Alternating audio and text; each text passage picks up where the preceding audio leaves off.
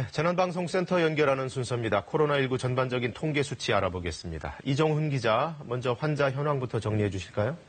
네, 어제 0시 기준 국내 누적 확진자는 모두 11,110명입니다.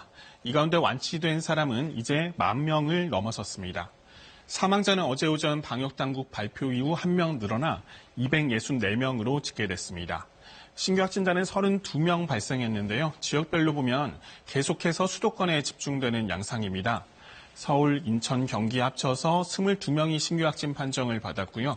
공항 검역을 포함해 해외 유입은 8명이었습니다. 파란색의 지역사회 감염, 이태원클럽 영향으로 지난주 20명대였다가 한 자릿수로 줄었었죠. 그런데 어제 다시 24명으로 늘었습니다. 여기에 붉은색의 해외 유입 확진자도 지속적으로 발생하고 있는데요. 신규 확진자가 30명 넘게 나온 건 9일 만입니다. 이태원 클럽과 관련해서 다시 연쇄 감염이 이어지고 있기 때문인데 현재까지 누적 확진자는 196명입니다. 감염 경로를 보면 이제는 직접 클럽을 방문한 경우보다 가족이나 지인 등 접촉자의 비율이 더 높아졌습니다.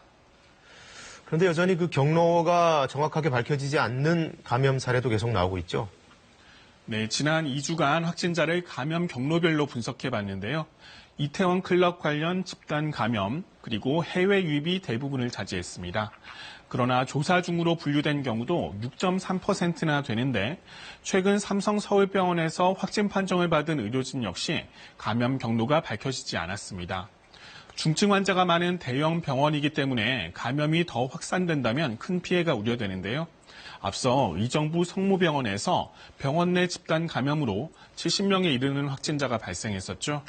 방역당국은 의료기관을 포함해 교육이나 체육시설에서 일하며 많은 사람과 접촉하는 경우 의심 증상이 나타난다면 즉시 진단검사를 받아달라고 강조했습니다.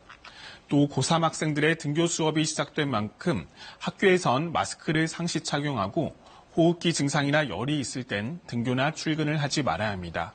지금까지 재난방송센터에서 KBS 뉴스 이정훈입니다.